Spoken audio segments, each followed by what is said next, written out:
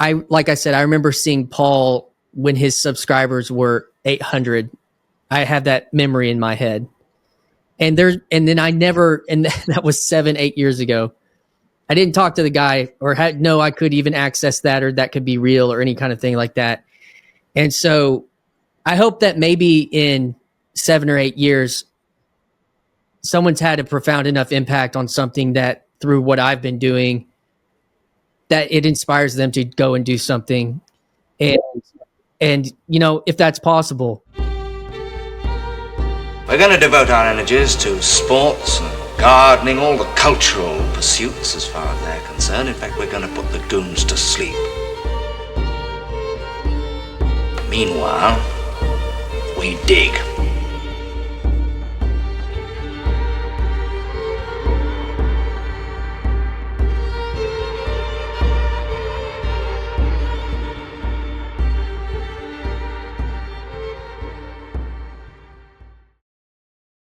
Greetings and welcome to the Anadromist. This is Byrne Power coming to you from Tbilisi, Georgia, somewhere in the Caucasus Mountains in a town of well over 1 million, almost 1.5 million people on a rather beautiful day.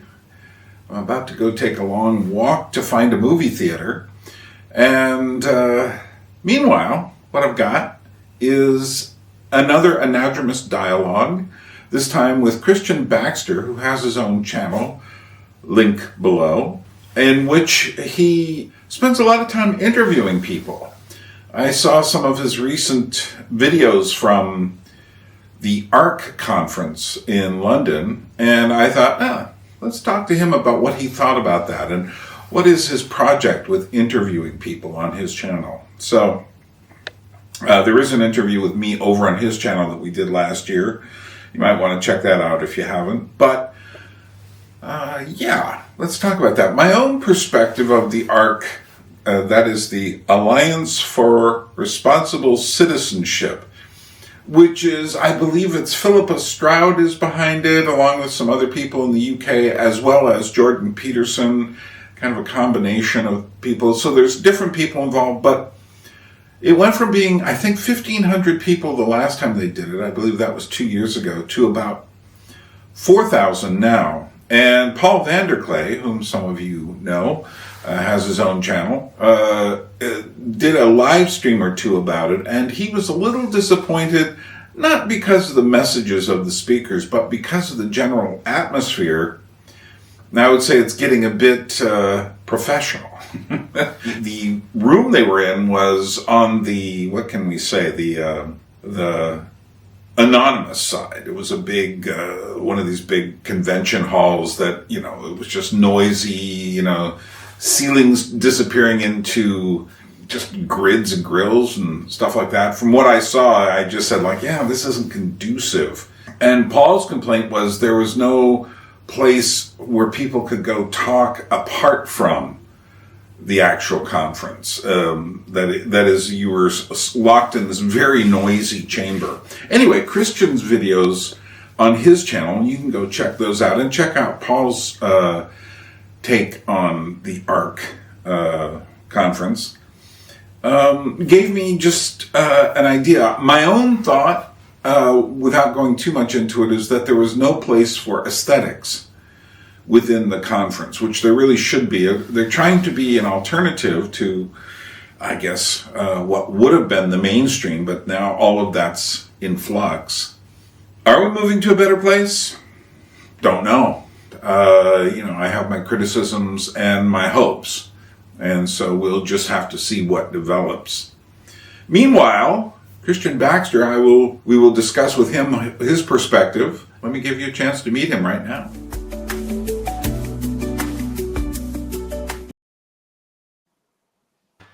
I just realized they changed that countdown music, and I hate it now. I like the old stuff because I knew where it came from, and it was from a documentary about film.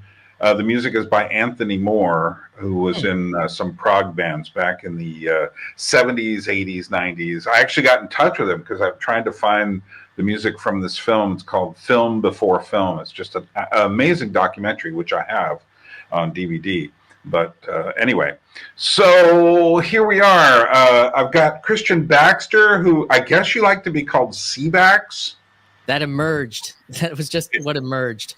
It just emerged. I mean, do you like that name? Do you want me to call you Christian or Seabax? What do you prefer? You can call me Christian. That's more of, I guess, like a nickname around a certain corner of the internet that Yes. is fun. It is funny because at one point it was like my handle on like Xbox Live was Seabax, and then it just kind of emerged in this space. Right. I think Well, Christian Baxter is hard to say, actually. you think Christian Baxter is hard to say? For certain tongues, yeah, I think it is. Oh, wow. Well, if it was French, it would be Christian Baxter. There it is. Which would have a different tone.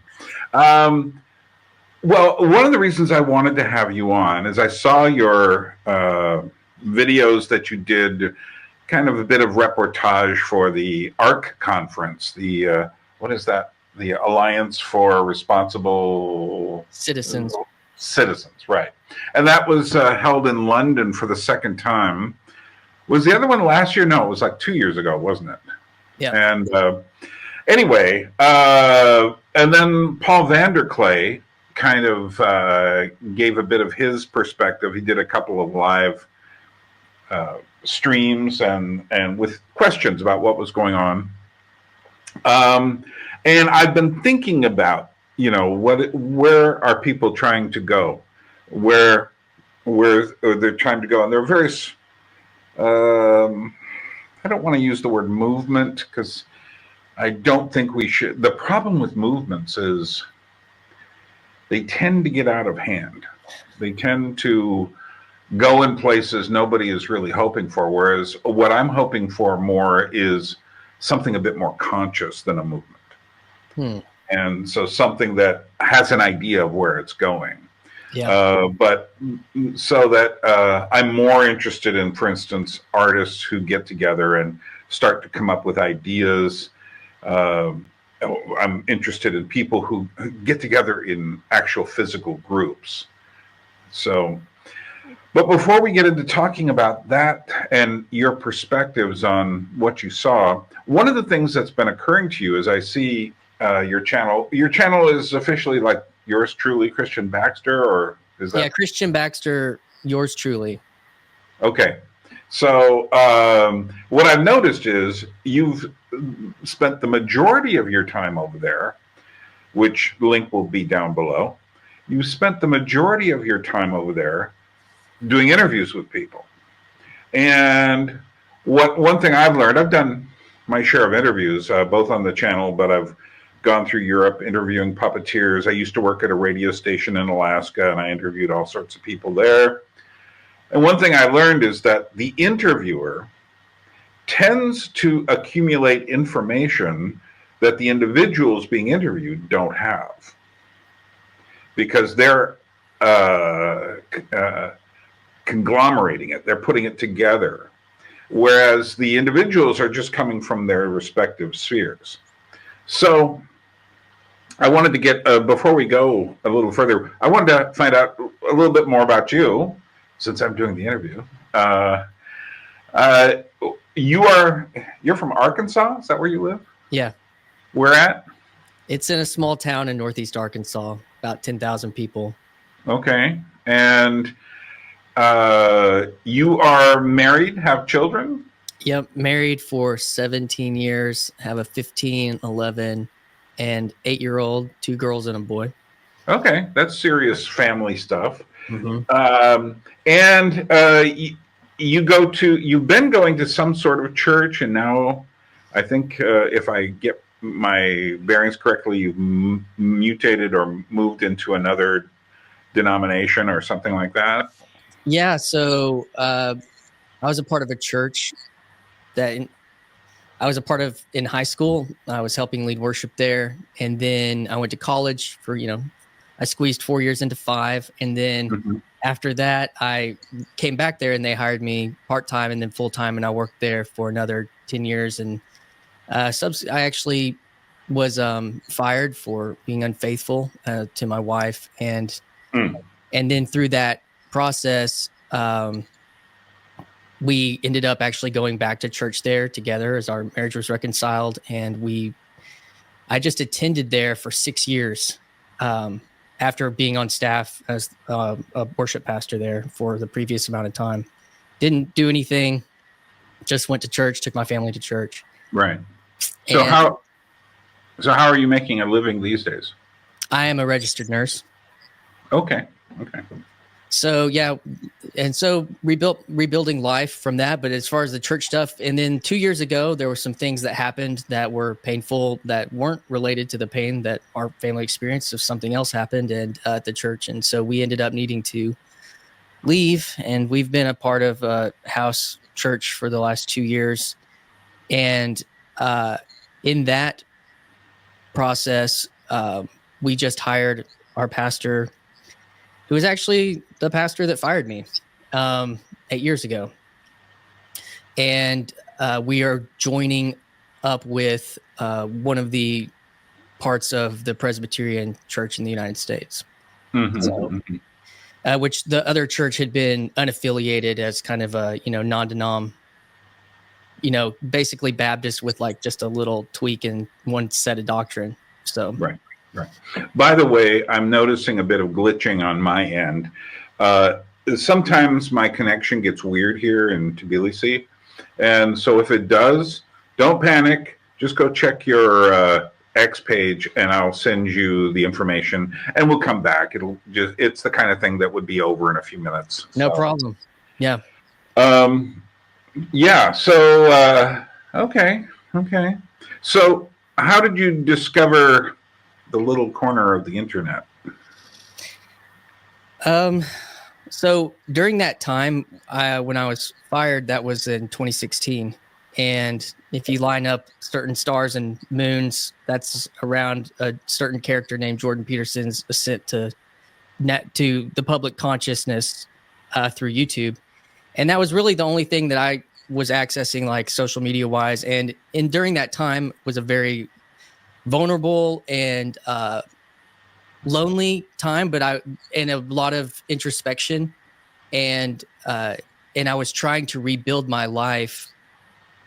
And Jordan Peterson was a very helpful guide relating to try to understand certain things. I had a spiritual experience that happened as well, and there weren't really good conversations that I could find to help me understand what I experienced, like within my Christian experience. And something about what Peterson was saying, and then also partnered along with Jonathan Peugeot a little later down the line, helped me begin to kind of reach at certain things to create categories for the experience that I had that ultimately allowed me to tell the truth to like my wife and become a person that tells the truth. And so it was being truthful.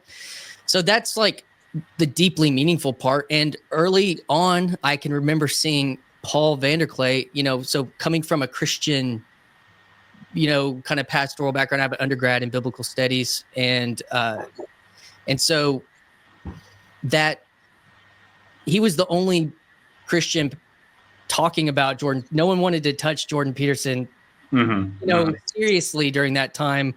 And Paul began to engage his ideas. And so I remember seeing Paul at around 850 subscribers.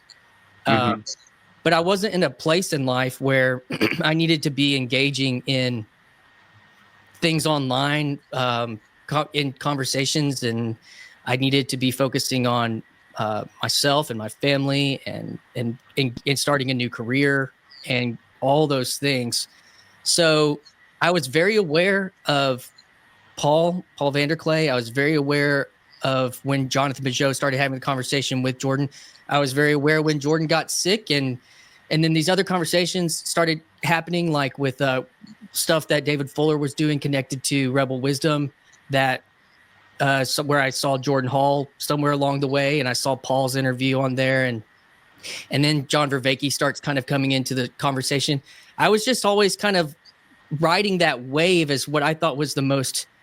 Well, it was very fresh and alive, and things that I'd never heard. Right. But again, like I wasn't engaging with it other than through consumption. And then about a year ago, I just randomly clicked on a Paul Vanderklay video, as I might have many times throughout the years. And I remember hearing Vervaeke and Jonathan sometimes use this term, like, over in our little corner of the internet, they would sometimes say that. Right. But it wasn't until I clicked on this, and it was on a Friday morning live stream that Paul, does a lot of weeks. And I didn't know what that was or anything. I guess the title, was probably something related to Peterson. And then I saw him like drop the, hey, everyone can come in, and we'll talk. And I was like, what is this?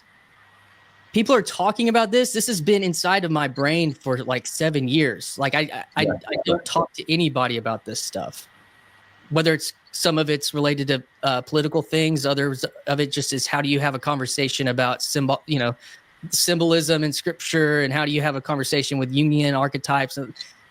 And these people, just random people. And I that was mixed with, I went on a date that night, and I was trying to have a conversation with the friend that me and my wife were going on a date with, these friends. And some of the stuff that I was trying to like impart, like, was so much from this space, and I didn't know how to like really access it.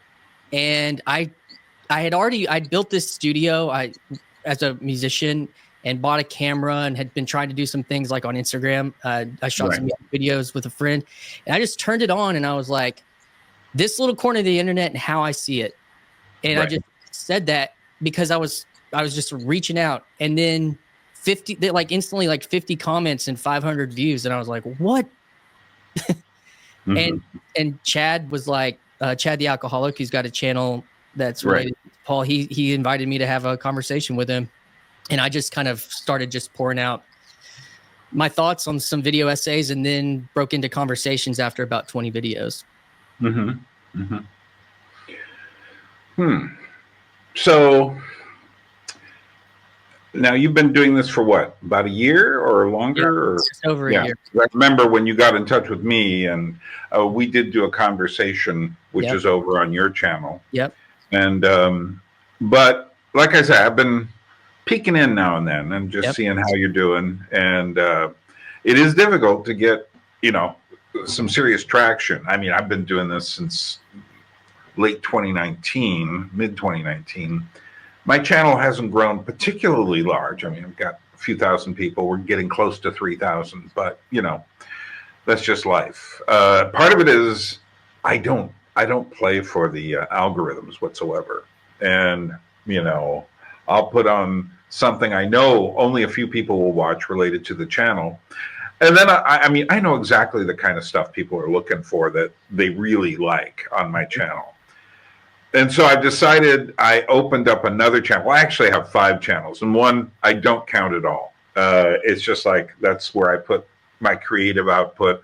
I assume no one really gets that, so I put it over there. It's not something that anyone really cares about on my main Anadromous channel, or any of the others, But I do have this side of me that does kind of odd creative outworkings. Then there is my Georgian channel, which is now kind of crossed between Georgian and some travel related stuff. So I'm putting up a series of 5 videos right now on my Florence journey that I just took. And I put one up on my channel. The main one is on the Anadromist, where I talk about some of the ideas I got. Although the main idea has not shown up yet, and it won't show up as a Florence video. It'll show up about the religion of the self. And I've been thinking about that quite a bit, how we got to where we are. It's like the only religion left standing for most people. And then I have another channel, Gravity from Above, which is for my documentation of puppetry, dance, and other stuff like that. I've got some Alaskan videos over there, but they don't get a ton of views over there. I might transfer them to the Georgian channel since it's more for travel. But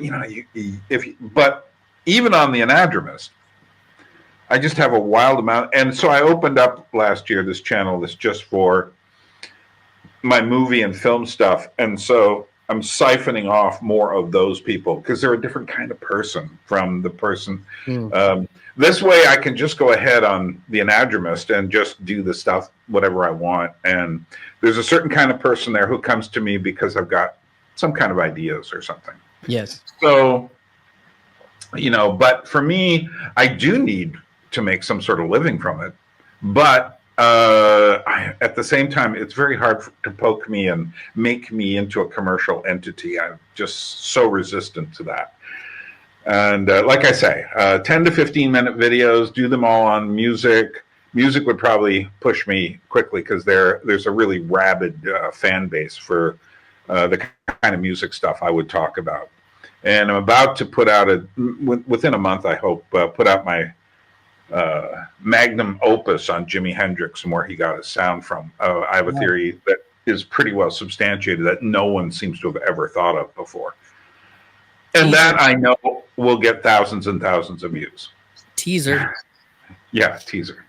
So, but, it's just, so on that channel, I will play with the algorithm a little bit. But even there, I can't, it's like I've got, the reason I started the channels, besides hoping, and they did provide a little extra money, I can't get monetized on YouTube. And I'm kind of grateful for that now, because when I see the way commercials break into everything now, I'm really glad they don't break into my stuff. And I've watched them here, and they don't break in to my, when I watch them as an anonymous user on television or whatever. Not that they look that good on television, but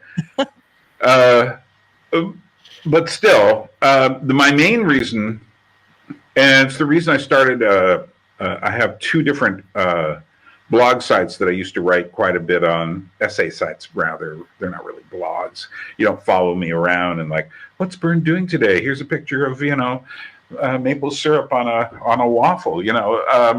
It's more perennial ideas. And I get a lot of writing there. One is the Anadromous life, and the other is also Gravity from Above, about my journeys through Europe, looking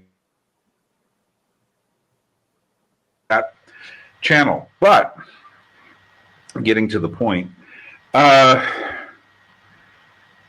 it was about, for me, I knew, I'm getting older. I'll be 70 this year. And there's a lot of stuff I want to get out of my head before I die, because it's kind of locked in there, and I've done a lot of research. So we'll stop that and go back to you. So the question is this. Now you've been interviewing people. Yeah. And that puts you in an interesting place because, like I say, I know what interviews do. You are taking the ideas in, and then you start to do something with it. What are you seeing in your process? What kind of, are there ideas that you have now that you say didn't have before you started this? Are you putting certain kind of things together for yourself? Because I assume part of the reason you're doing it is for yourself. Yes. To learn. Well, kind of, so a couple ideas. One was that I came looking, that first video was kind of reaching out, and there was a response that reached back. And so, and I didn't realize that I saw it in Paul's live stream, but I did not realize that there was an actual, real dialogical community related to basically everything that I'd outlined, what I'd been paying attention to in the meaning space on the internet, other than like personal finance and, whatever, like you're watching for other things, entertainment, music, whatever. But, so I didn't realize how bad I needed to talk about it. And what I formulated after I dove in, and I was like a ravenous dog, just like trying to understand everything that I could see, reaching out kind of unashamedly. Hey, will you talk to me? I see that you're a part of this thing, this corner, especially related to Paul's work on the internet. And because I wanted to understand it and I wanted to be a part of it. And I also wanted to have the conversations that were doing that. And there's kind of a lot of live stream culture and different people that have done the kind of podcast conversations like this kind of sporadically, but there's people that stream and bring these things up. And I think that all of it's good. I think there are different tiers and there's different levels of how conversation operates. Something like if you're writing or you're doing a video essay, that's kind of you talking with yourself. A 1-to-1, a 1-to-3 podcast is there's a lot there that you can go deep in, and then the streams are kind of 1-to-10, 1-to-9, like a small group, the estuary size style. And so I begin to identify that there are these different levels, and then there's recorded and non-recorded. People are talking on Discord, and then and it's not recorded, and so that has its own flavor. So I was just the meme that I put on the thumbnails is conversation craft, and I kind of been playing with this idea with yours truly that I don't actually have like yours truly. I do write it when I go live, but like this is yours truly. It's not like a like a brand in a sense. And so, but to the point of like you're gathering, you're listening, that's conversation craft. And I got that, from, I don't know, you probably are familiar with Rankin and Bass. They did the Hobbit cartoon back in the. Yeah. I was saying you're digging into an interesting little pocket there, and I was thinking, really, are there a couple guys named Rankin and Bass who've got a YouTube channel? But yeah, right, they did those old funky. Yes, their video company was called Videocraft, and right. There a lot of my enchantment of the world came as I was born in 1985. Came more through video media and video games than from reading, even though I did read quite a bit of science fiction growing up. And so this idea of craft, like applied to conversation, was an idea that I started playing with, that you get better at it. Can you build something, crafting a conversation? So I play with that. I'm not always conscious of it. Like some people might think, look at Christian, he's just like really doing his thing. I don't know, but it's something there. The other piece is, so from like, okay, these people, this person has a channel, this person's doing something, this person did something 3 or 4 years ago, they're not doing it anymore, but they were a part of it. I want to talk to them. Like that would be someone like Andrea with the bangs, or, right. And then there's people on Grail Country, and then there's people that the algorithm fed me, or I saw this person in a stream. Oh, they have a channel. They have a project. I just was like, and the whole time early on, there were a lot of in the kind of the ongoing stream conversations. It's like, what is this? Is this the TLC? It wasn't. They even a year ago they were still trying to work with that name. Now it's kind of settled, and I was kind of like, this is real, y'all. I don't know if you can see it. I can see it because I'm coming into it like from outside of it. I didn't travel along the way, and it and so also what I realized what I was doing is I'm saying this, I don't know if anyone really believes this or not, but I think I was kind of showing the corner that it was something, like in a way, by doing this and by treating it with just a hint of professionality, where a little bit of professionality and gloss is kind of distrusted in this spirit of authenticity, right. That I had to earn that trust. So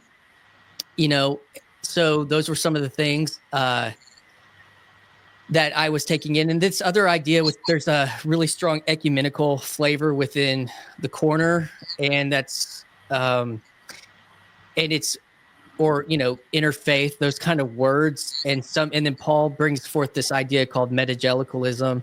And for me, I kind of have a diverse history with my family and my wife, like kind of across the spectrum of Christian tradition, and that has always been something that has been meaningful to me.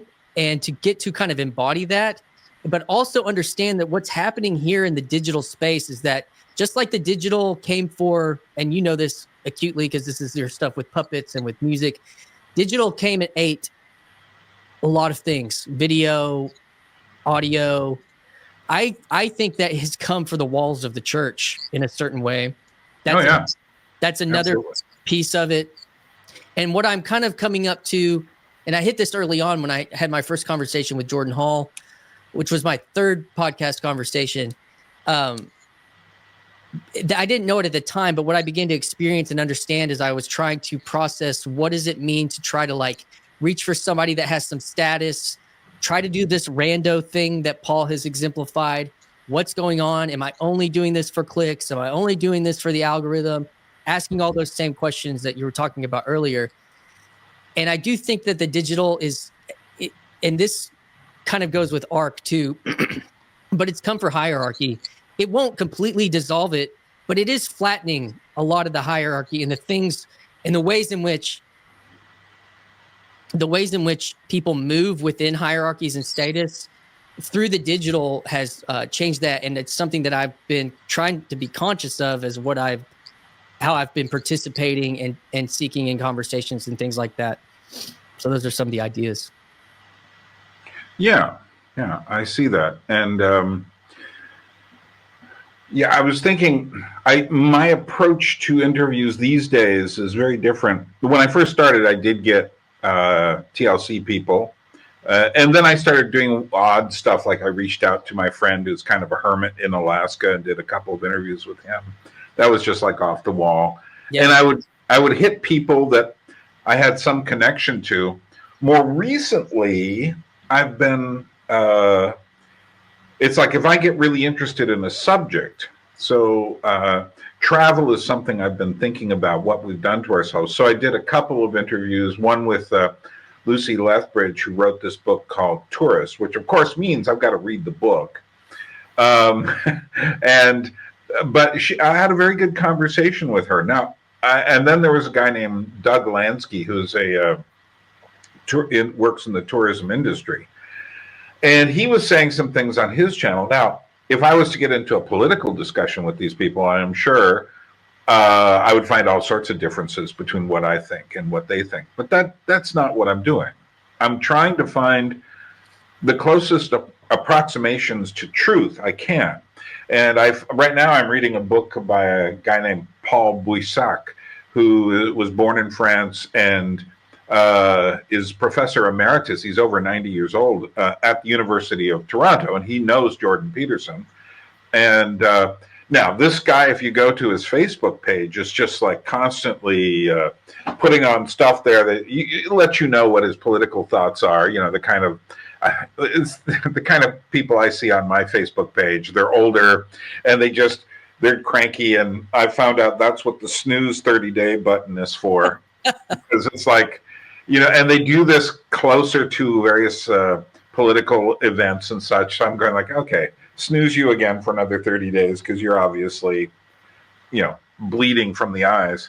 So, but I'm thinking I'd like to interview with him because his book on the circus is very fascinating, and he understands some very deep things about our relationship to animals and about clowns. And so these are things I think about. And, you know, someone will say, well, that's really niche, Byrne. Who cares about that? To which my response is, well, you should.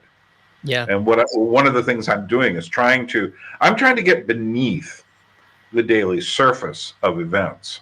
But then again, I've been building my ideas since I was like 15 years old. You know, I watched some of the YouTuber stuff that, you know, like YouTube will change in 2025, and here's what you need to know. You know, yeah. Those are deadly. And, you know, and there's other guys. There's a younger guy named Dan Coe that talks about like the one-man business and all. So like, I would be lying if I said I wasn't influenced by some of that stuff as I contend with what does it mean to be in this space and try to build something, try to make something real, and be conscious of it. And there is this thing that I think is right that people are beginning to understand, and you've already hit on it with what you're talking about. Is like, you know, they won't say like the algo be damned or anything, but they'll be like, it's more important that you're curious about what you're doing than trying to think what does YouTube want me to do. And so that is entering the discussion, which I think is good. But that is the challenge, and something that within doing the conversations, and even what does the next year look like, and what is it, trying to grapple with being yourself in this space with all of these things coming at you, is being true to your curiosity, which is what you just said. And that is what I want to continue to do. And not, the whole idea you've not, by not saying it, you've already said it, like with audience capture, like not wanting to be captured by the great, I'm only doing these things. And I also had a conversation with a guy, Ark, who is a professional YouTuber, big old channel. It's John from What Do You Meme? He's done like Christian apologetics and culture commentary. And he was just saying, yeah, sometimes I just like another video and all this stuff. And it's his full-time gig, right? It's his life, right? And I was just thinking, and there is also a conversation happening around,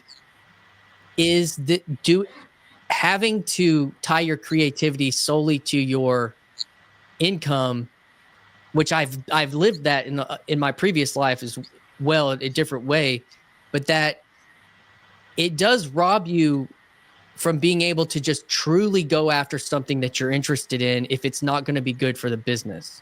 Right. And I think that is another thing, that the ethos of the corner of people, even with Paul and with the people that play, there's this tension between, okay, I want to play more serious, and you see people kind of be like, okay, I'm going to lean into the YouTube thing more, or I am going to try to build, but at the same time, how do you maintain that this is that you keep your curiosity alive, so that that's what's driving your creativity is right. something true. And right. I think that is hopefully going to continue to grow, and hopefully something that I can continue to aim at and pursue in this endeavor. So you're developing. Yeah. You're not there yet, but you're developing. You're still new enough in the game that you're working on your own style and what you do, and your own content, to use that terrible word. The craft. Yes. Your own craft. Well, it's about content in the old sense of the word, meaning what's inside the package, But what's happened now is content has come to mean this thing we do to fill space, which is not a good mutation of the word, but it's about meaning. But even the word meaning can be turned into a kind of a package. So one of the things, I don't spend that much time over in the little corner. And one of the reasons for that is what I'm talking about is not a central talking point over there.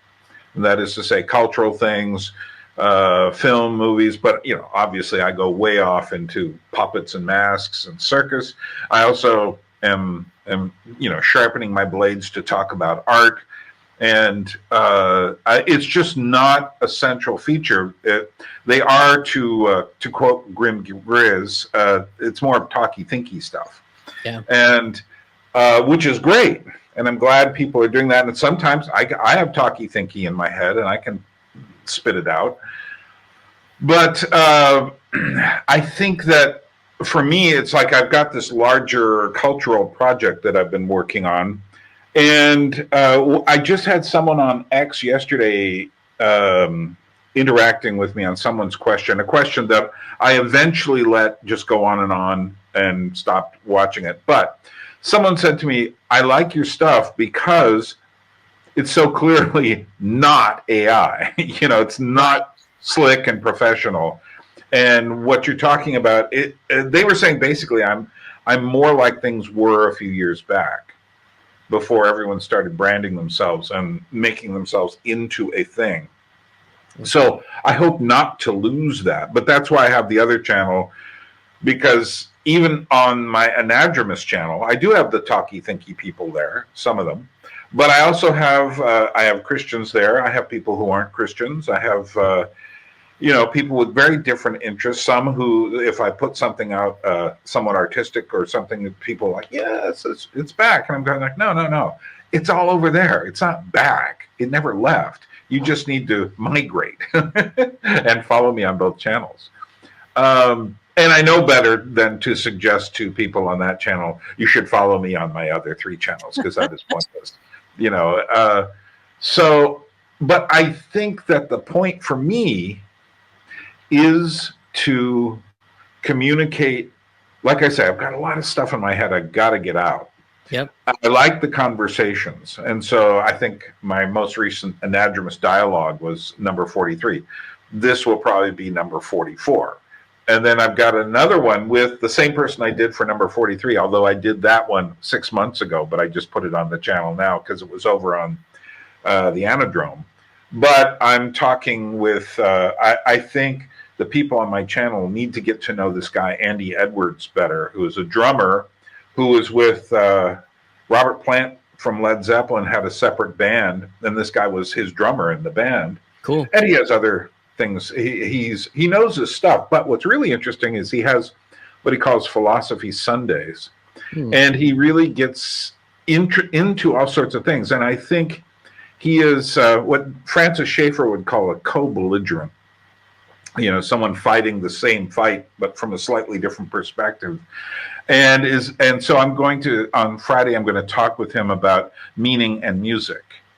And I think it'll be a very interesting conversation for this channel, So I don't want to make it a music video. I want to give him a chance to get away from his people and just go full talk about ideas. And one of the things that happens is we get locked into a specific way of doing things. Then again, what you're doing is you just keep interviewing people. So that lets you go wherever you want to go. Yeah, and it's also, podcasting has. There's times where it feels like it's a conversation, then at times it feels like it's an interview, and those and kind of learning. I've kind of felt doing like I'm over episode 100, but the first 20 videos on my channel are like essay type stuff, and so it's about 80 conversations. And I did notice that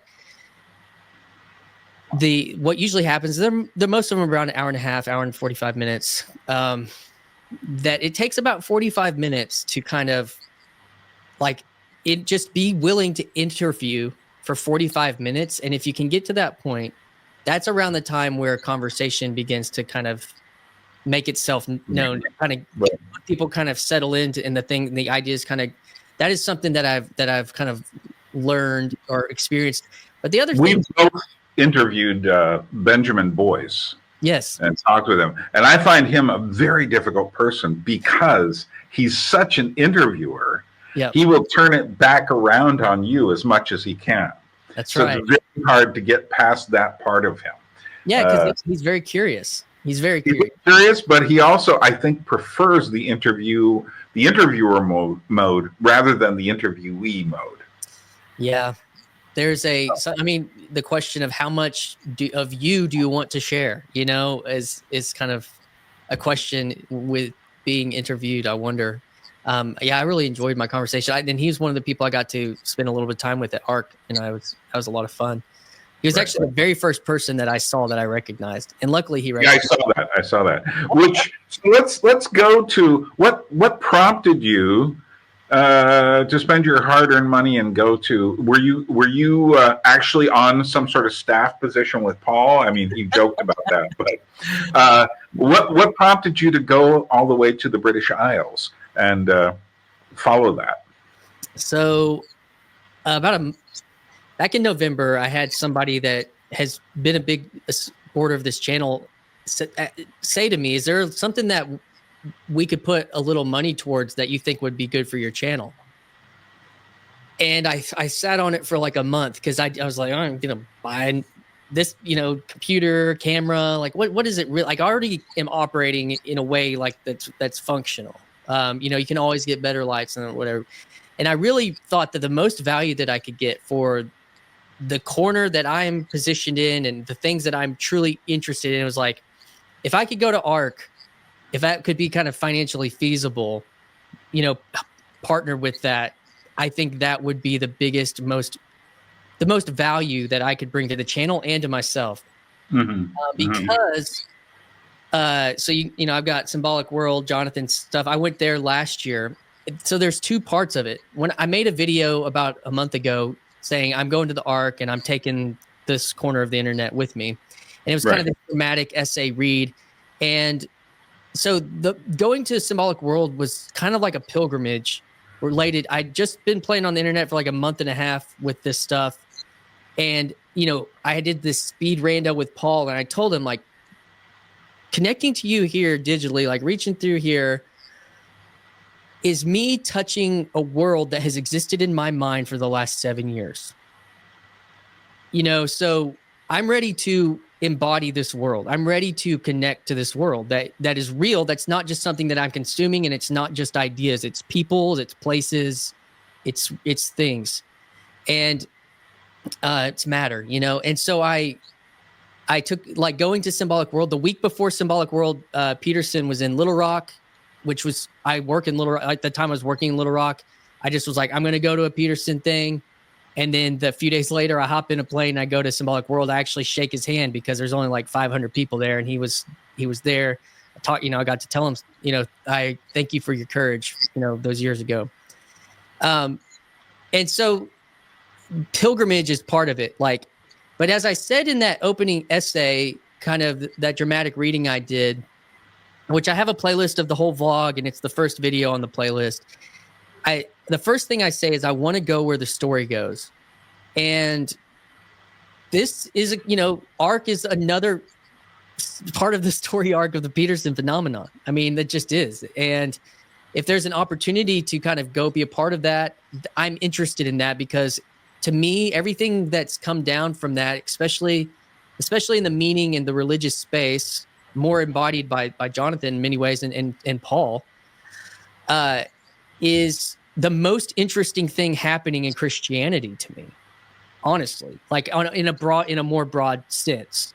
And so I want to know more about that story. I want to be a part of it, and I want to capture it, and I want to connect the people that are making it more real for me, which is the people that have paid attention to what I'm doing. Because honestly, like, I wouldn't really have a channel without Paul's corner. Like, it just would. I don't know if I would have gotten like enough feedback or traction to feel like. That's the same with me. One of the reasons I started my channel when I did was that I had already discovered Paul's channel. I think I discovered it in late 2017.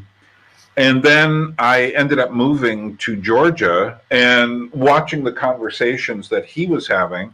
And then one time he mentioned something about someone had discussed L'Abri with him in Switzerland. And Paul said, "Is that still a thing?" And I left a comment saying, "Yes, it is." And I was there like last year.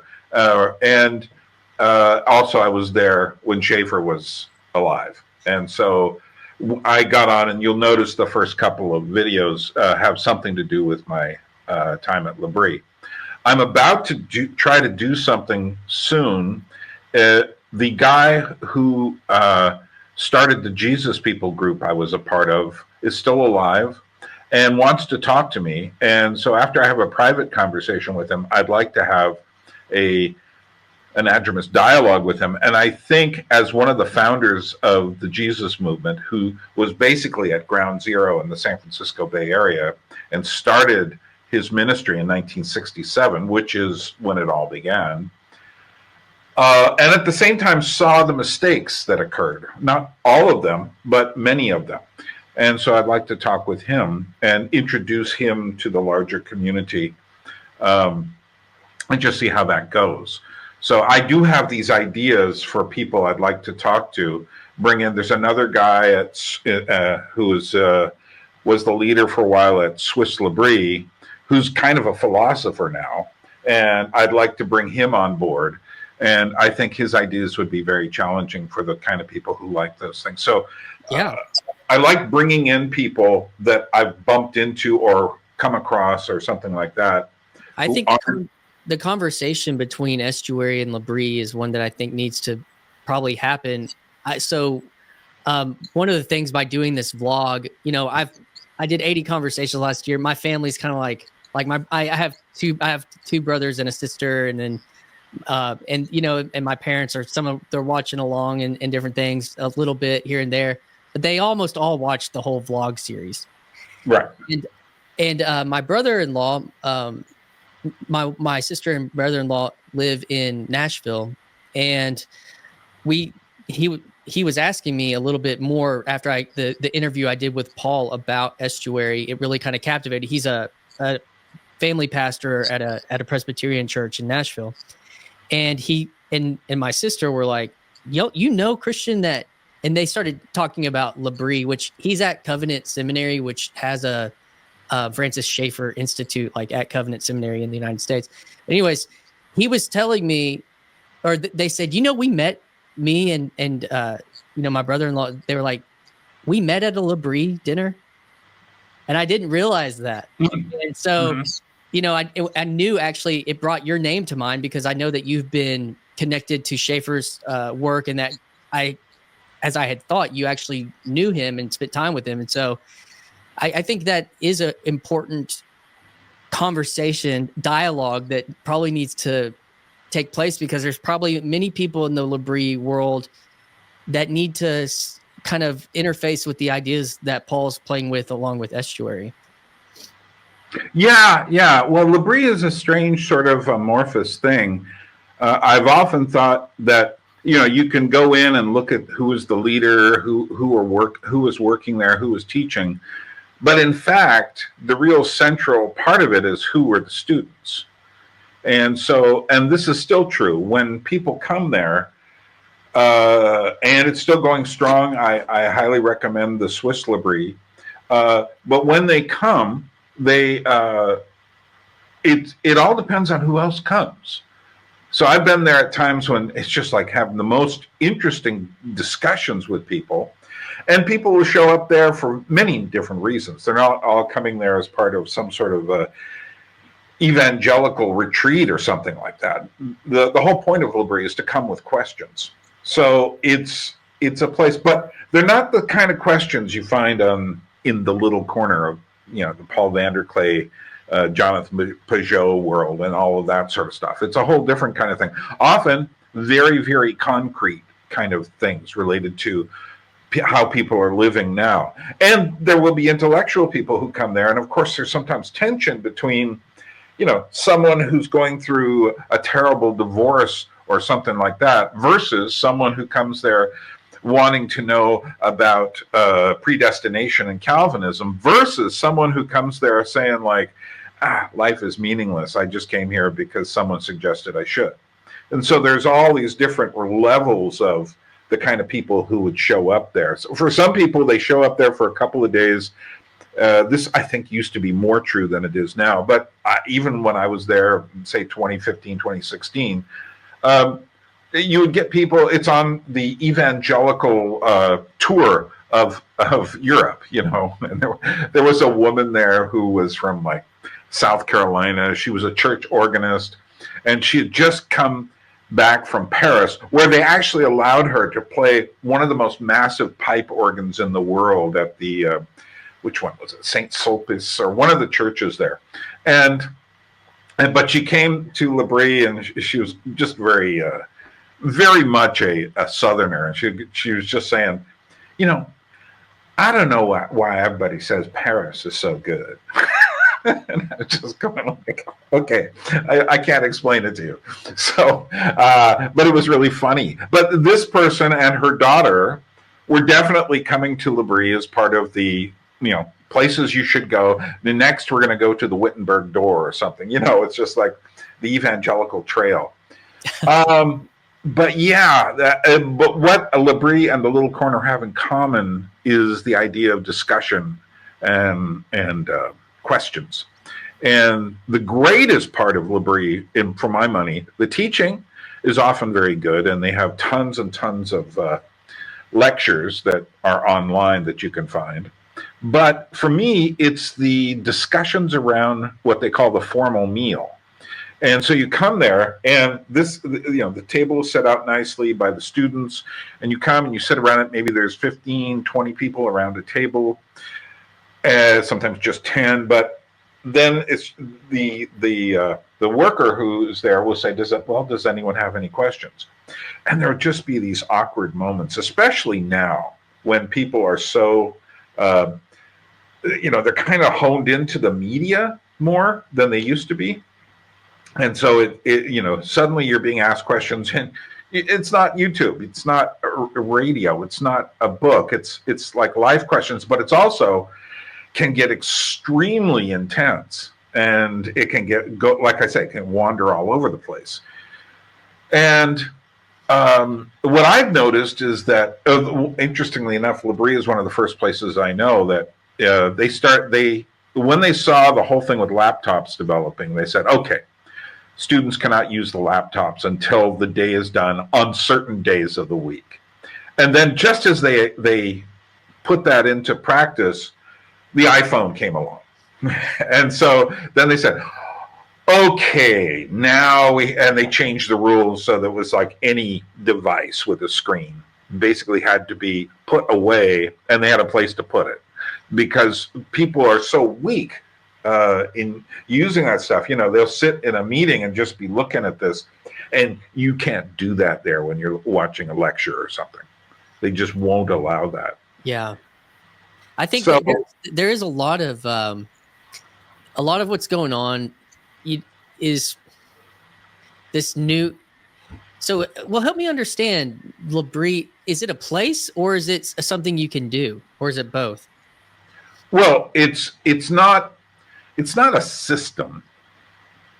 I mean, it started back in 1955, so that's a long time ago. And the first student who ever was at L'Abri is still at L'Abri. A guy named good friend of mine, John Sandry, is in his 80s now, and he is essentially him.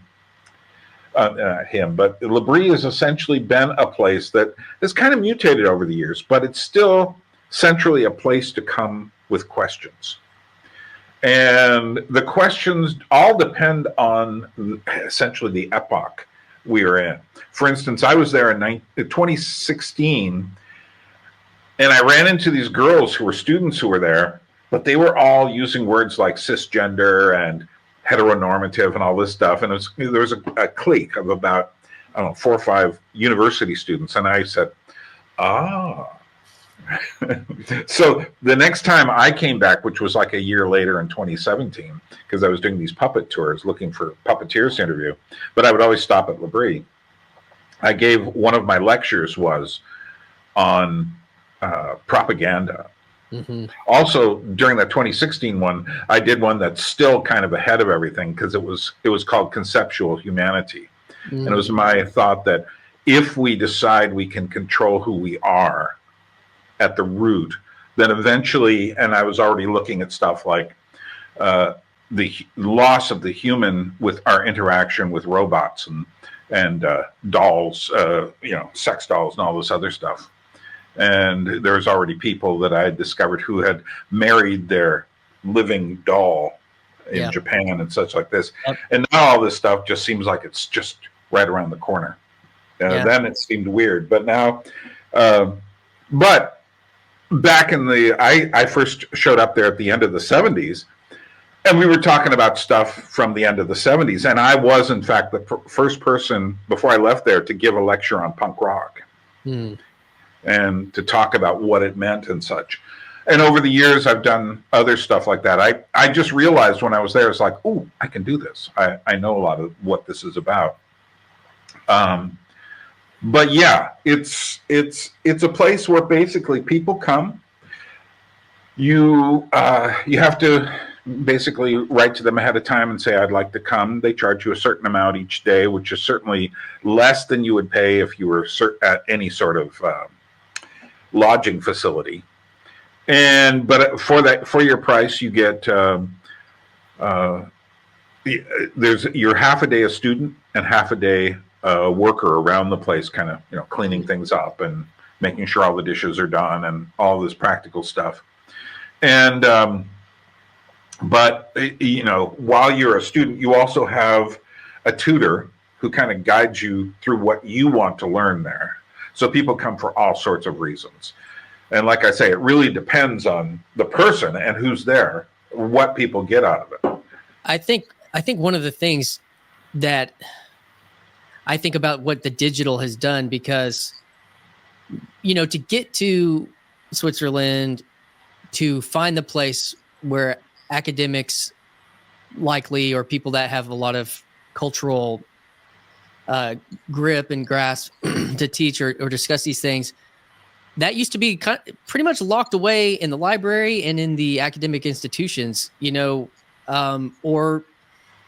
you had to go, it wasn't fed to you. You had to go find it, and you had to, use the Dewey Decimal System and all these things and it would make sense that a certain few people would make pilgrimage to really try to dig into those conversations.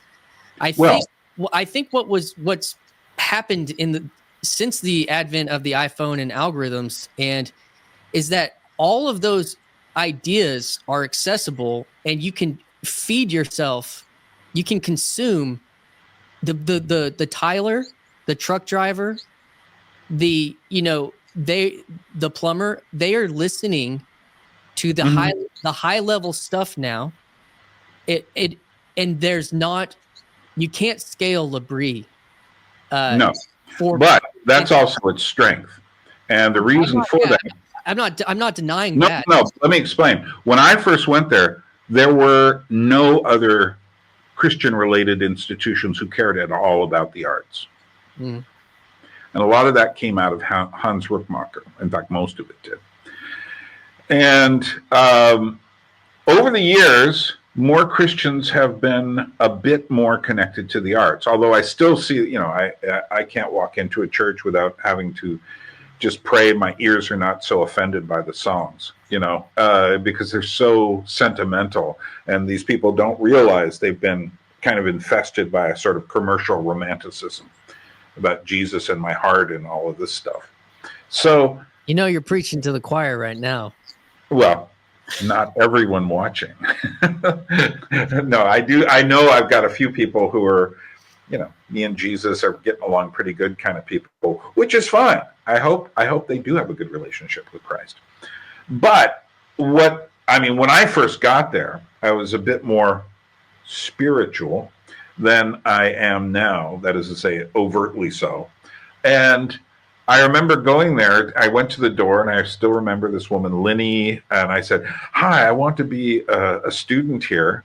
And at that time, you didn't need a reservation. So I just showed up, and I said, I really feel God wants me here. And she stopped. She said, "Hold on, but we don't talk like that here." And I said, "Like what?" "Like God, God may want you here, but we are not we have no way of knowing whether that's true or not. So we don't use that language. You will see what you're supposed to be doing there." Because obviously anyone could show up, and and people were often using this sort of language to do whatever they want, So, but here's the thing. Here's why Labrie in Switzerland, and I've always wanted to repeat it in some way, is that your experience starts when you get off the train, especially for Americans, but people come from all over the world.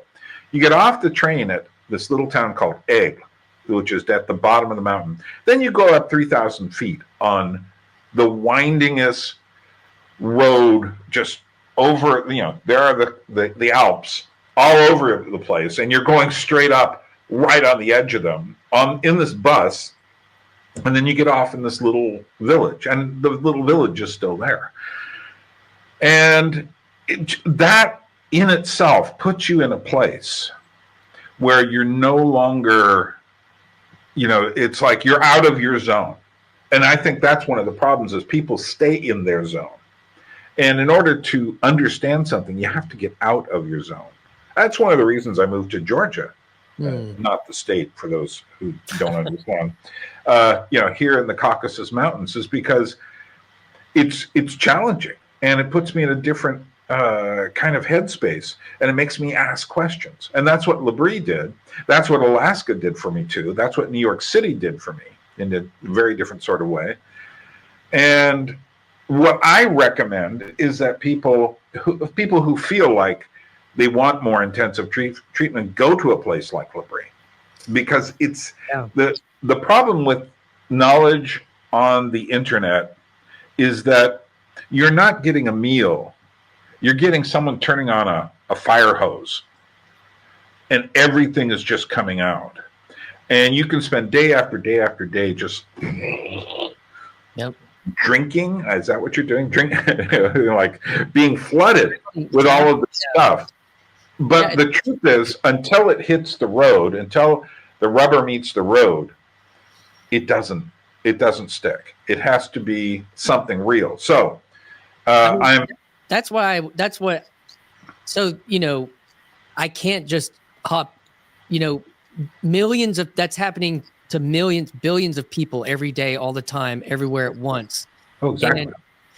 And that's why when I'm talking about with what's happening in this corner where there is a step, it's not ideal. It's not like L'Abri is something closer to akin to the ideal of how you would, it's got its problems, but how you would deal with the fire hose and the onslaught, but it's not practical in that way. And it would, I would love that. And that was more of my experience of going to the Christ and Culture conference that Marcus from the channel More Christ put on right before ARC in Ireland. And I was immersed when I got off the plane in a different world in a small town, or, a large town in Ireland, with cathedrals and rich history, and then was given that even in some of the music and in going to the Vesper service at the Catholic monastery. And so, that was in major contrast to what ARC was. ARC felt like I got on a plane in Nashville and that I landed in Nashville and I went to the Bridgestone Arena. I did not feel... you were never really in London. No, yeah. I mean, yeah. And so that, even though there that could be accessed, it wasn't accessed by going to this conference. It was very nebulous in its thin in its amount of really any kind of culture to grasp at, other than, I guess, the broad ideas of liberalism. And so, that was one thing that I was able to identify even while I was there, and I've thought a lot about since. And that made me so thankful to have had that opportunity to attach the Christ and Culture conference, where Martin Shaw is doing storytelling, and there's these Celtic, next generation singers, that are singing songs, and at the end everyone knew the song, and it was just a completely different thing, and it really showed some of the weakness of whatever the kind of broad, something that's so broad that it's hard to even grasp. What was the value for you of going to the ARC conference? Well, the part of it was that, like I mentioned, the pilgrimage, but ultimately it became being able to spend time with Paul, people that I've had on the podcast, and even there was this personal, I mean, it was a big deal for me. It was a challenge. It was intimidating.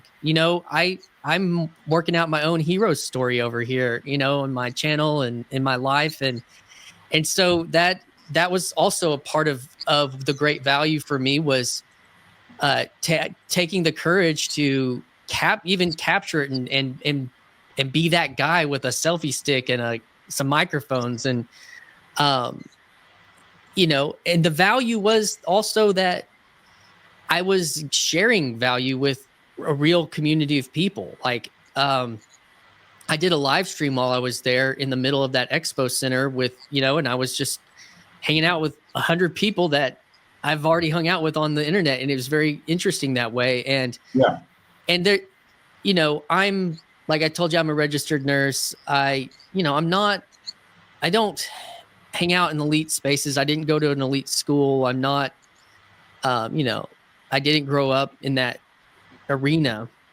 And so I also was curious about interfacing in that world. And then as far as like what I did, I think the greatest value of something that I did, it was attached to deep meaning for me personally, but was capturing some of Paul on that journey. You know, that's what's confusing. Are you Paul? Did Paul pay you to do, Right. He made the Well, joke. he joked that you were on his staff, Yeah, but it was meaningful to be able to support that, because ultimately, like, my channel rests on his shoulders. And so, well, you spent probably more time with Paul than I did when I met him when he came to Germany a couple years back. And part of the reason for that was because as soon as I showed up there, as soon as he showed up, everybody wanted to talk with him. yeah. And it's just what you get for having a bit of success. I mean, he's nowhere, he's not near the Jonathan Peugeot level, obviously, let alone Jordan Peterson. So at the same time, he has a lot of ideas, and I did enjoy the time I did get to spend with him, including the time we spent. We bunked together with a couple of friends on the outskirts of this town, Landau, in Germany. And spent the night in an Airbnb or something like that, all of us. So, but at the same time, it's different than if you just have hangout time with someone. So yeah, I did hang out with Paul a little bit. There were these times where we were hanging together, and we did have, I did 2 estuaries there with him. And then also, we had a walk where we kind of walked together after that Vesper service. But that's good. But the main thing though was it did kind of emerge that it was important to capture what Paul was doing, and that was actually important. And because he's not, I mean, he might give an update from his hotel room or a walkabout or something, but he doesn't have the symbolic world press, creating these things around him in that way in Peterson's Daily Wire. But he's done something through the digital medium that is actually very impressive and and I think quite unique. And I think it's taken, what Peterson did before, 2016, like his lectures at school, he was on some local interviews, he was playing around with this stuff. And then these things kind of popped based on, he wrote Maps of Meaning, like all this concentrated work, like popped into the consciousness. And I think Paul now has been doing something for now, 8 years on the internet, 7-8 years, that it hasn't been documented in the sense like from the third person. It's been him in, doing things like this. And you can kind of do that, but there's an essence of that I think it is important for, there's these emerging conferencing that's coming around estuary and these ideas and it's going to, I think it's going to continue to happen. And so, yeah, that was something that felt pretty meaningful, that I could shine a light in a certain way. I'm taking a few of those clips and I'm going to put them into just their own kind of little video. But that also was a big part of the value, I think, was to do that. I don't know for him. I mean, whether he didn't ask me to. So. Right. Which is he was when he was doing his own live streams, he would say, "Go check out Cbax's videos." And what you were doing was capturing his immediate reactions to things, which is important, because later, when a person has a chance to think, they'll kind of straighten things out and such. But I got the feeling that from watching him talk on your channel, that he was really frustrated that the thing had taken on, it had become a big deal. It had become something that, there was a lot of status, people who were allowed to talk with other people and stuff. Not that much of it wasn't as open as I think he was hoping, nor was there a space for the kinds of things, more personal things he was hoping to do. I think there's a layer.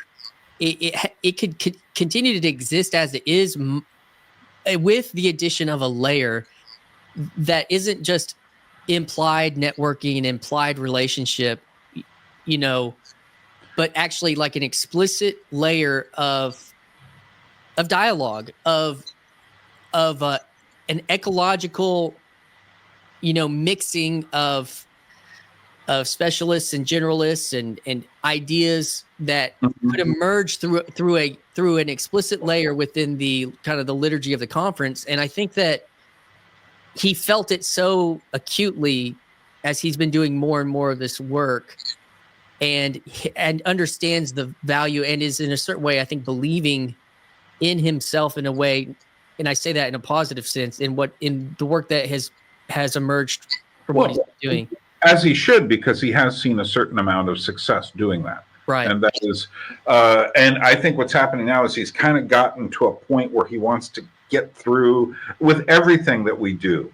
You do it and you do it and you start to feel like, I think I'm stuck here. Yep. I certainly felt that doing my channel. I felt that more last year. Now I care a lot less.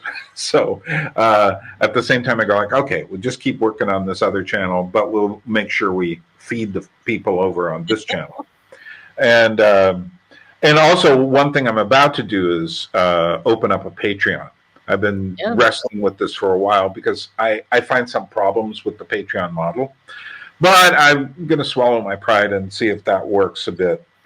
Part of it is just that I realized, just because of my location and my relationship to my bank back in America, that I cannot actually get anything monetized here. And it would help. I mean, even if I just made a couple $100 more a month, that would be very helpful to me, because I'm basically living on my Social Security check, which if I was in America, I would be like, not on the street, certainly, because I've always got friends, but I would be in a different situation.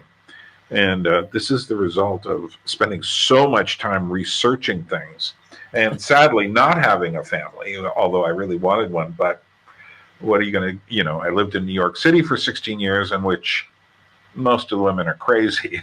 And I'm not joking. I could give you a few stories immediately and you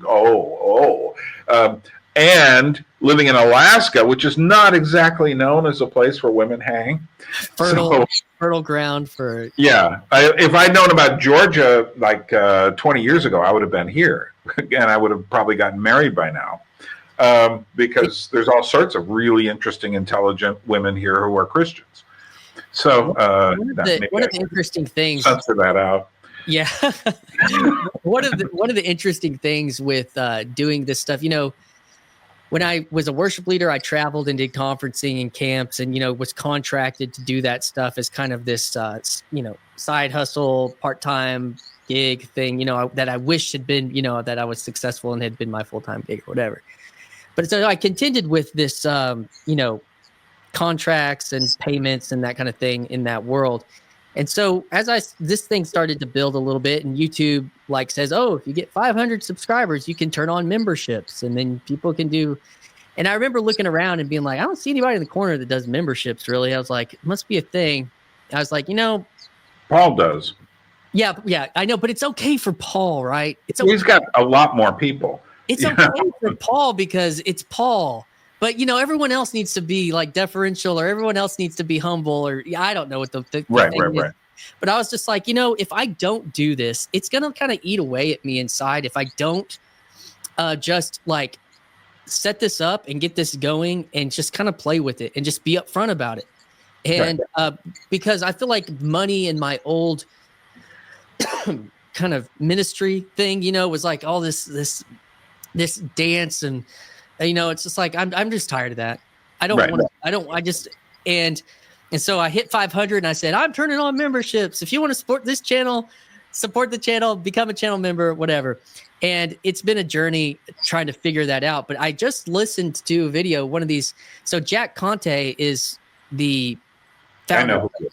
He's a Right. Founder of Twitter and other things. Papamoose, yeah, like he's an impressive fellow. And listening to him, like, in these guys talk about this kind of stuff, there, even this trip with ARC, like, what was the value?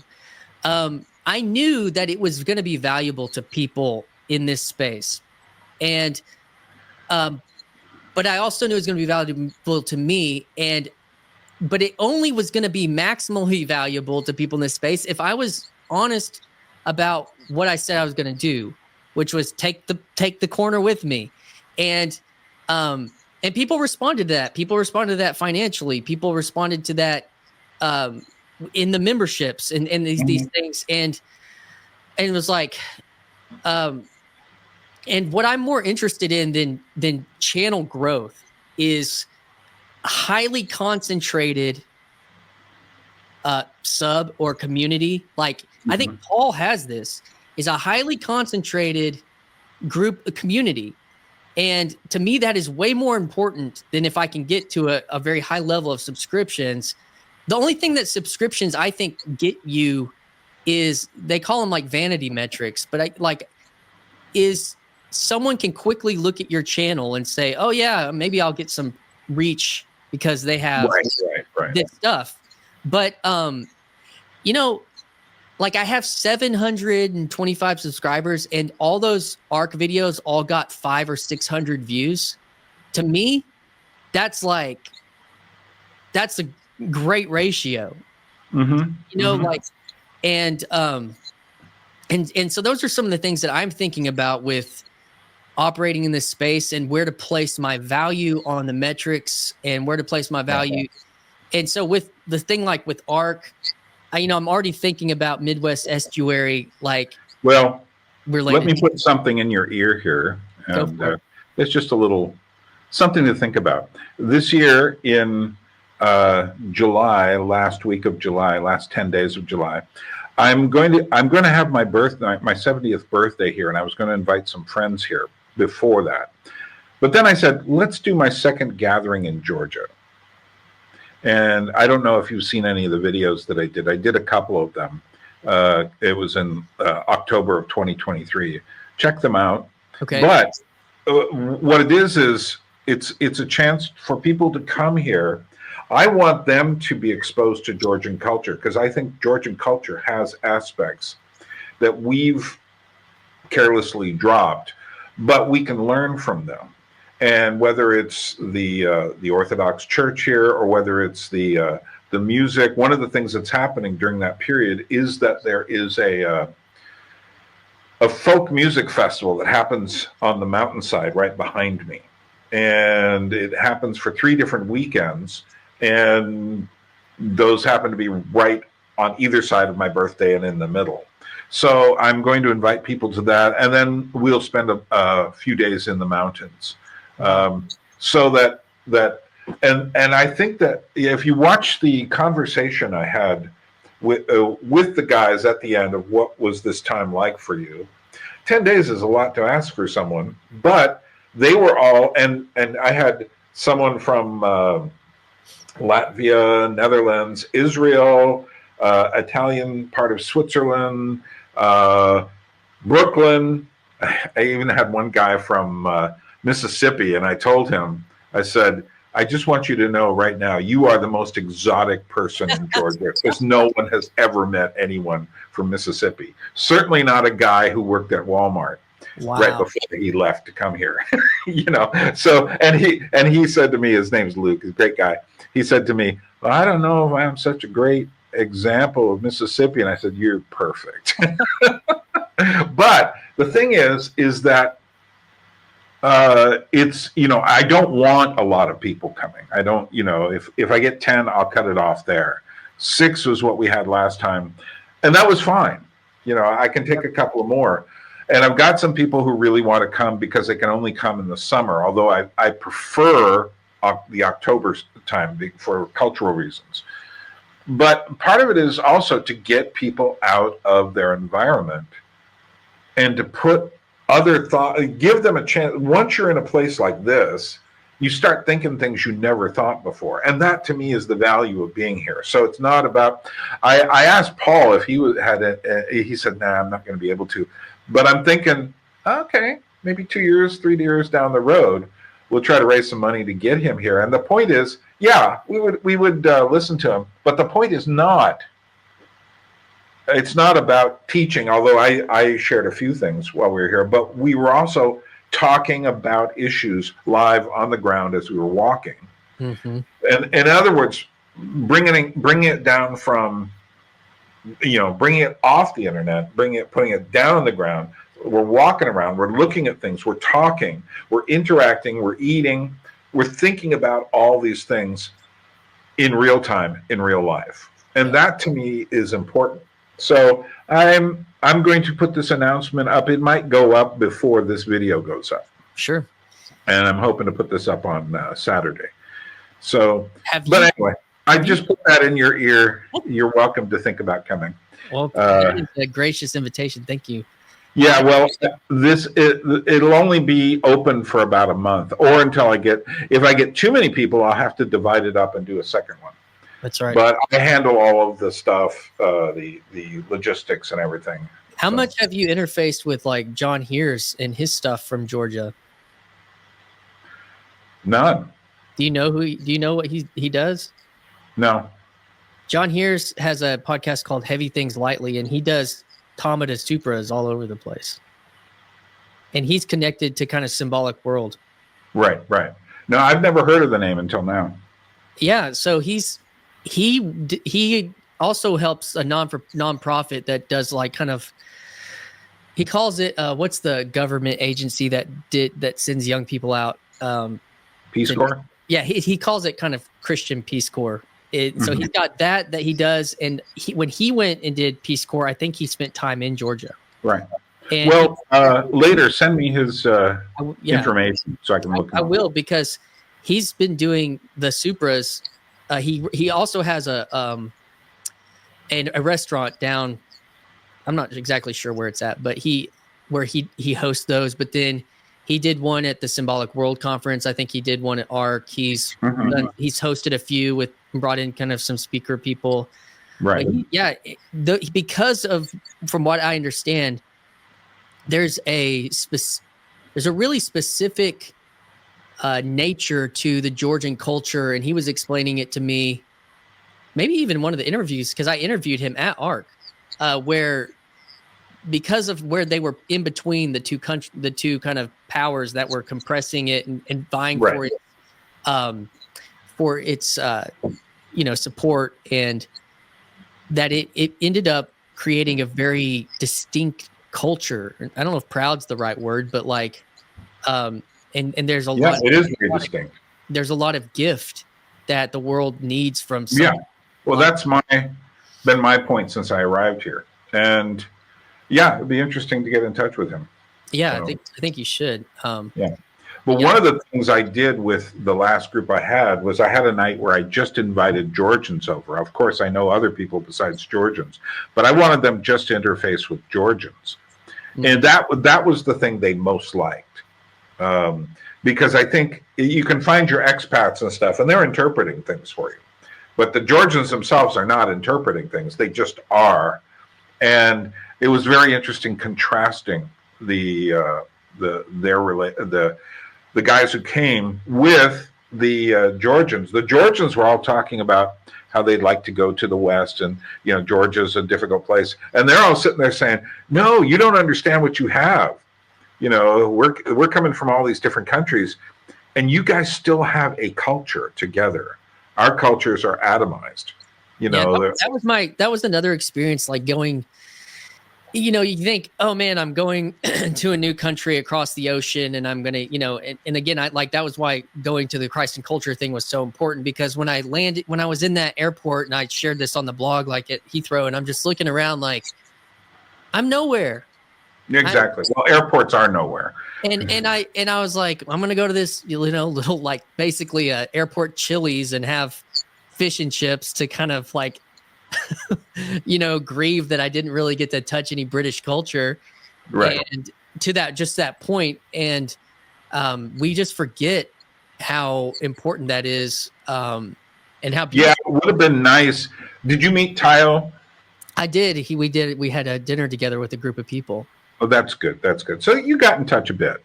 So, but no, the people there like John Lumgar and Tayo and some of the other folks who are there are really great. I met them when I was returning home last year from Alaska. And I really felt like, oh, this is an interesting group of people. The UK has been going through a lot of problems, and the new government is not particularly responsive. They just seem to be on some track which now seems to be old-fashioned. But I think, I enjoyed my time in London more last time, especially meeting them, than I have in quite a while. I've been to London quite a few times, and usually I'm just like, get me out of here. But so that was definitely part of something. Like I said, I knew I was going to get more immersion in Ireland, but I was shocked and surprised by how little I felt like I was in another. Well, yeah, you were at a conference center, and then it sounds like the hotel you were at was it seems pretty bland. Yeah. And there was nothing. Yeah, but that's the problem. For instance, I never say I've been to a place if the only place I've been to, like Turkey, is their airport, because it's nowhere. You haven't been there. You are in the urban zone. The urban monoculture, as the Collins put it. It's like, it just had, when you're, I guess, being from the States, you kind of be like, oh, well, this is the States. This is America. But then to see, I would say if a person was in transit and got out at the Georgian airport and managed to make their way down to the main floor down below, it's not that big an airport, and seeing, last time I was there, there's a dog sleeping inside the airport, and no one's bothering at all. I go like, okay, you're already in Georgia. And the funny thing about the airport there is there's a sidewalk going all the way back into town, the half hour to an hour, depending on the traffic, but I see the sidewalk all the way through when I go there on the bus or whatever. I'm sitting there going like, you could just walk back in. Try to do that from most airports, and so it's, but Georgia's a very special place, but I'm not going to go on about that too much here. So anyway, it is getting later for me. It's almost 11:30 at night here, and I've appreciated talking to you, and I'm sure there's much more to talk about. We'll do it again, or you can have me on your channel. And so any last thoughts? What do you want to happen with these kinds of meetings, for not just for you, but for the larger culture? I think I'm a believer. I think that there's, as much as the water that I have breathed has been in this space for a long time, it still hasn't really, I don't think, been accessed. The ideas have not been accessed in a broad way. And the things like ARC, things like Peterson's partnership with the Daily Wire have tried to create that veneer that people look at and they think, oh, this is important because it looks professional, so I'll now engage with it, Peterson Academy and all that kind of thing. But I'm hoping that someday, like, this is the thought I had last night or 2 nights ago. Like I said, I remember seeing Paul when his subscribers were 800. I have that memory in my head. And then that was 7-8 years ago. I didn't talk to the guy or I could even access that, or that could be real, or any kind of thing like that. And so I hope that maybe in 7 or 8 years, someone's had a profound enough impact on something that, through what I've been doing, that it inspires them to go and do something. Yeah. And if that's possible. And I think adding the trips you're taking is an interesting aspect of what you're doing. Well, I appreciate that. Yeah, I mean, It's an expensive aspect. Yeah, and it's good if you can get some backing from people to help you. Yeah. So, well, So that's when I hit 500, and I made this. I'm on a 500, and I said something like taking TLC on the road. Even back then, I had this idea of like, so much of this space is people on StreamYard doing this, which is part of the nature of the complication of something like the Peterson phenomenon happening on YouTube. It didn't happen. It kind of like happened here, and so it makes sense that this is where some kind of like growth would take place. But to your point about the embodied nature puppets, these, carnival and circus and the touching of the real and interacting with the weird and all that kind of stuff is, if I could take some of this out on the road, I think that's really important. And even just those little mics that someone helped me get, it was a big part of making that move and doing some more stuff while I'm in Nashville and doing some stuff here in Arkansas. And then also, hopefully in August at the Midwest Estuary, doing another kind of part of that. Right. So, I want to thank you for coming on the channel and spending some time and sharing a bit. And you can go to Christian's channel, and he's got lots of interesting conversations now. He's certainly bypassed me as far as the number of conversations, but then again, I don't do anything regularly. So, but thanks for coming, and thanks for inviting me, Byrne. So there you have it. A worthy dialogue with Seabax, although he, as he said, they just kind of stuck that name on him, Christian Baxter. And go check out his channel, like I said, link below. And thanks for coming. And do remember, if you would like to buy a book to support the channel, here is the information about that now. And if you've seen the information about that now, thanks for, watch it again, because chances are you haven't bought a book yet. I've got less than 60 left. There are a few that need to go out this week, and you will be hearing about it. Anyway, thanks for coming. As they say here in Georgia, in the Georgian language, Kartuli Ena, they say, Droibit, which means temporary. We will meet again. A people without history is not redeemed from time. For history is a pattern of timeless moments. It's here, rescued from Alaska. This year, my first ever book, 3 Motions. Motions is an old English word for puppet shows. Indeed, there are 3 puppet plays here written by myself for my Alaskan puppetry classes, including my versions of the medieval classic Everyman, cleverly entitled Every Puppet, and even better, my retelling of the Faust legend, updated for the 21st century, also very cleverly, with a special introductory essay on the meaning of puppetry. Now, are these 50-page booklets physically worth the $25 price? No. But this isn't about material possessions. This is about being part of this odd channel and whatever it is we're doing here, trying to understand things. And these little booklets are unique. Each one is numbered and signed by yours truly. When they sell out, they are gone. I will never reprint them. Special deals if you want multiple copies for a production of your own. Just let me know you're doing it. That's $25 for the USA, Canada, Mexico, most of Europe. There may be some corners, like, Russia, etc., and might require some extra money, as would Asia, Latin America, and Africa, or Tonga, or Australia probably.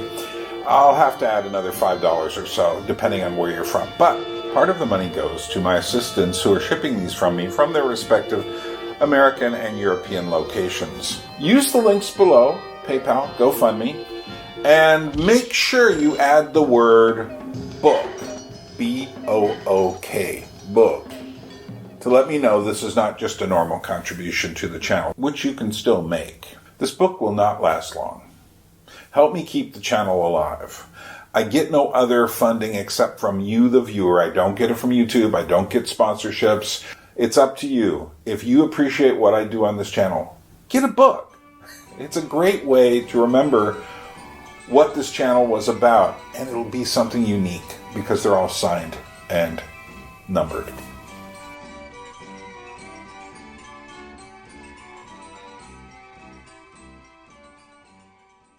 I've got to keep in some sort of touch with all the loose ends of this dizzy affair if I'm ever going to make heads or tails of it.